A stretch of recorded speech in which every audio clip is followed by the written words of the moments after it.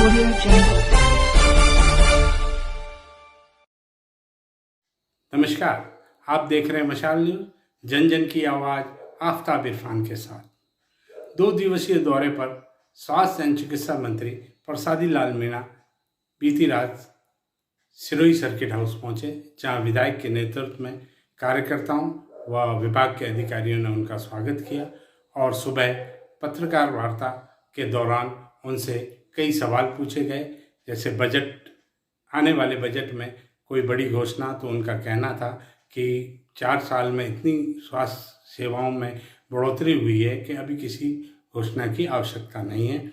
वहीं paper leak मामले में भी उन्होंने जवाब दिया और आबू रोड के बच्चा चोरी प्रकरण 2016 को लेकर जब सवाल पूछा गया कि जांच अभी तक लंबित है और आरोपी चिकित्सक अभी भी अपने स्थान पर मौजूद है, इस पर मंत्री ने 16 सीसी की कार्रवाई के निर्देश देने की बात कही। आइए देखें मंत्री ने क्या जवाब दिए सवालों के पत्रकारों के।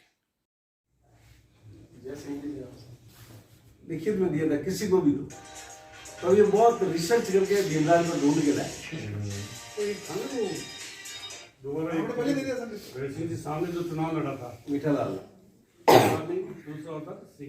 सर, बजट घोषणा होने वाली है, इसमें स्वास्थ्य क्षेत्र में बजट में राजस्थान को क्या बड़ी चीज़ मिलने वाली है?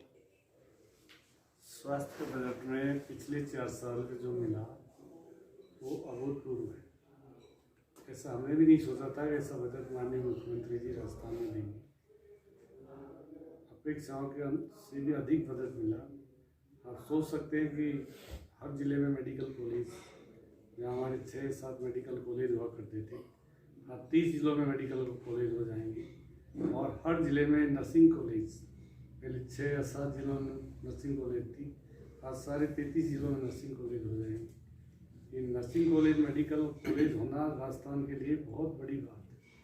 इतना इन्वेस्टमेंट करना बहुत बड़ी बात मानता हूँ मैं। एक साथ इतना एक कार्यकाल में इतने मेडिकल नर्सिंग कॉलेज खोलना, और जो स्वास्थ्य के लिए जो कोविड के बाद जैसे मुख्यमंत्री जी का आवास हुआ कि जितना महंगा इलाज हुआ, महंगी दवाइयाँ आई, सब कोविड में फ्री इलाज किया। एक पैसा किसी का दवाई, चाहे 40,000 का इंजेक्शन आया हो, चाहे 20,000 का आया हो, सारा फ्री इलाज किया पूरे राजस्थान के लोगों को। भीलवाड़ा मॉडल भी हमारा पूरे देश में उसकी प्रशंसा हुई। माननीय प्रधानमंत्री जी ने भी हमारी सरकार की तारीफ की। बहुत अच्छा राजस्थान ने प्रबंधन किया। ये तो सर पीछे का हो गया, आने वाले बजट आने वाले बजट में भी 10 लाख का फ्री इलाज है। आने वाले और क्या अपेक्षाएं लोगों की हेल्थ में, तो निश्चित रूप से जो अपेक्षाएं थी 10 लाख का फ्री इलाज, और इससे बड़ी बीमारियों का फ्री इलाज है, 15 लाख लगे, 20 लाख लगे, इससे ज़्यादा अपेक्षाएं क्या है? क्या रह गया बाकी जो आने वाले बजट के लिए हम अपेक्षा करें? क्या रह गया बाकी? हर आदमी को फ्री इलाज, CSC, PSC, माननीय मुख्यमंत्री जी ने बताया हमने इतनी CSC, पिछली सरकार ने, बीजेपी ने 5 साल में 7 सब सेंटर खोले, 7, हमने 1000 से अधिक खोल दिए हैं, वहाँ पर पोस्टिंग कर दिया है। CSC, PSC, DH, SD, DH, इतने हॉस्पिटल कभी भी इतिहास में नहीं खुले जितने इस कार्यकाल में। तो सरकार ने कोविड से सबक सीखा कि लोगों का जीवन बचाना जरूरी है, इसलिए निश्चित रूप से इसके लिए बहुत बड़ा बजट 4 साल में दिया। इससे क्या अपेक्षाएं करते और ज़्यादा? सारी दवाइयाँ फ्री, 1700 तरह की दवाइयाँ फ्री, सारी जांचें फ्री, सारे हॉस्पिटल को जांच के लिए, दवाइयों के लिए जो अवेलेबल नहीं है उनकी भी डॉक्टर्स को पैसा एडवांस दे दिया कि आप अगर आपके हॉस्पिटल में दवाई नहीं है तो आप मंगा कर दें। आपके हॉस्पिटल में अगर जांच का प्रबंधन नहीं है तो आप दूसरी एजेंसी से जांच करवाएं। इतना बड़ा फ्री इलाज कर दिया, इससे ज़्यादा क्या अपेक्षा है? आप ही बता दो क्या अपेक्षा है।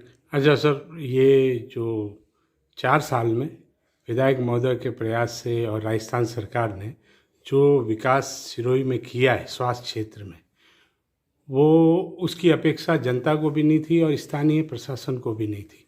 ऐसे में अब जबकि चुनावी वर्ष है और दोनों ही चाहेंगे राज्य सरकार और विधायक कि जल्दी से जल्दी इम्प्लीमेंट हो, ऐसे में यहाँ का स्थानीय प्रशासन सक्षम है कि उन सेवाओं को, उच्च स्तर की सेवाओं को गुणवत्तापूर्ण लागू कर पाए। जबकि नफरी की कमी है। मतलब आपके यहाँ पे मेडिकल कॉलेज में ही 100 से अधिक नर्सिंग कर्मी और टेक्नीशियनों की पद खाली पड़े हैं। हमने सारी चीज़ें, इतना बड़ा काम सिरोही में नहीं, सिरोही में देख लीजिए आप, तो सिरोही के रहने वाले हैं, मेडिकल कॉलेज बन गया, डिस्ट्रिक्ट हॉस्पिटल बन गया, शिवगंज में डिस्ट्रिक्ट हॉस्पिटल का सैंक्शन माननीय मुख्यमंत्री ने दे दिया, आज उसका शिलान्यास करने जा रहे हैं, 1 साल में तैयार हो जाएगा। नर्सिंग स्टाफ जो नफरी कम है, मेडिकल ऑफिसर के पद हम 5-7 दिन में सब जगह लगा देंगे। कोई मेडिकल ऑफिसर की पूरे स्टेट की कह रहा हूँ मैं, सिरोही में भी लगेंगे, पर पूरे स्टेट में मेडिकल ऑफिसर की सारे पोस्ट हम प्रक्रिया में है, 2-4-5 दिन में हम पोस्ट कर देंगे। हमने नर्सिंग के लिए भी आवेदन मांग लिए, उनको भी जल्दी कर देंगे। और फिर भी हमने, चाहे वो मेडिकल कॉलेज हो, चाहे आपकी CSC हो, PSC हो, सब सेंटर हो, हमने CMS को अधिकृत कर रखा है, वहाँ पर UTV में आप पोस्ट कर दें। तो निश्चित रूप से कोई ऐसी समस्या नहीं, हमने अधिकार दे रखा है। UTV में आप तुरंत लगा ले, तो वहाँ कोई वैकेंट नहीं रहनी चाहिए। लगाए भी है, काम भी कर रहे हैं यहाँ। तो निश्चित रूप से हमने सोचा है कि लोगों को जब दवाइयाँ फ्री, जाँच फ्री, अगर वहाँ हमारा नर्सिंग स्टाफ डॉक्टर नहीं रहेंगे तो दवाई को कौन लिखेगा। लोगों को निराशा नहीं हो कि हमने पहले ही सारे 1765 डॉक्टरों की हम 1 वीक में हम उनको पदस्थापन कर देंगे। सिरोही का हो, चाहे जालोर का हो, सब जगह हम पूरे मेडिकल ऑफिसर की पोस्ट बहुत जल्दी भर देंगे। राइट टू हेल्थ के बारे में सर कल आपने बताया था क्या? राइट टू हेल्थ बिल पूरे प्रदेश की जनता के हित में है। कोई कार्ड हो या नहीं हो, चिरंजीवी कार्ड हो या नहीं हो, पर उसको अपना इलाज कराने का अधिकार है। जहाँ भी हॉस्पिटल में जाएगा उसका इलाज करना पड़ेगा, ऐसा कानून हम ला रहे हैं। मान लो इमरजेंसी में किसी को जरूरत भी हुई, सेलेक्ट कमेटी, अभी जब पिछली विधानसभा में आया था बिल, तो हमारे माननीय अध्यक्ष जी ने, सभी माननीय नेता प्रतिपक्ष ने कहा था कि एक बार इसको सेलेक्ट कमेटी में लेकर इसको हम थोड़ा रिव्यू कर लें। उन्होंने कर लिया।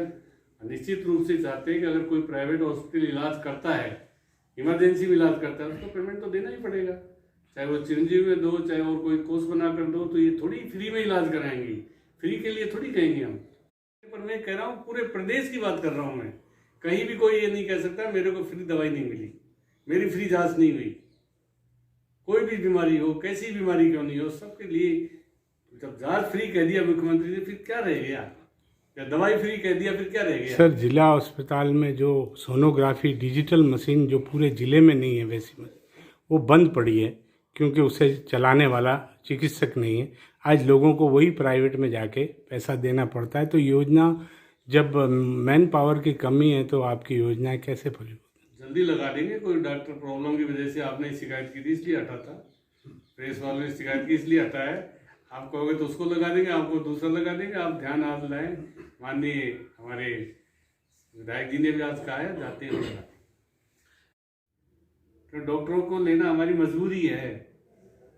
डॉक्टरों को कभी हम निकालते नहीं जब तक वो खुद निकलने की कोशिश नहीं करे। जब तक, लेकिन ऐसी बात मैं बता रहा हूँ, मैं तो 1 साल 1.5 साल का नोट 12-12 साल में डॉक्टर वापस ज्वाइनिंग कर लेते हैं। आपकी ये बात मानिए आप कर देते हैं, लेकिन 12 साल तक अगर वो डॉक्टर वहाँ नहीं है, वो पोस्ट वहाँ पर वैकेंट नहीं बोल रही है, अपन वेतन थोड़ी दे रहे हैं उसको, आप वेतन थोड़ी दे रहे हैं। इस तरह का है मेडिकल में, आज से नहीं, शुरू से आप कोई एक्शन नहीं लेंगे क्या उन पे? जो एक्शन लेंगे उसको, अगर वो नहीं आना चाहे एक बार नोटिस देंगे, जानकारी में नोटिस देंगे, नहीं ज्वाइन करेगा उसको सर्विस से बाहर हम वही पूछ रहे हैं, सर्विस नोटिस क्यों नहीं दिया गया? संरक्षण किसका है?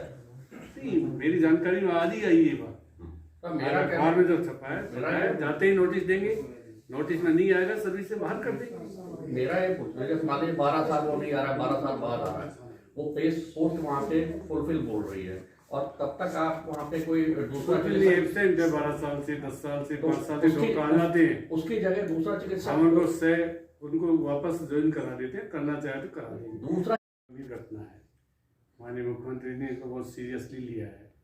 जो लोग इसमें इन्वॉल्व थे उनको आजम उनके बेल लगा दिया, जो इसमें पकड़े गए उनको नौकरी पेशा उनको नौकरी से बर्खास्त कर दिया। जो गिरोह के सरगना थे उनके मकान में पहली बार बुलडोजर चला दिया, और उनके ऊपर 1-1 इनाम, जो फरार हैं उनको भी 1-1 लाख का इनाम घोषित कर दिया। इस तरह पहली बार बुलडोजर चलाया, पहली बार पकड़े गए। बीजेपी के टाइम 5 बार पेपर आउट थे, एक भी नहीं पकड़ा गया। गुजरात में पेपर आउट हुए हैं अभी 17 पेपर आउट हुए हैं 5 साल में, एक भी कार्रवाई नहीं की।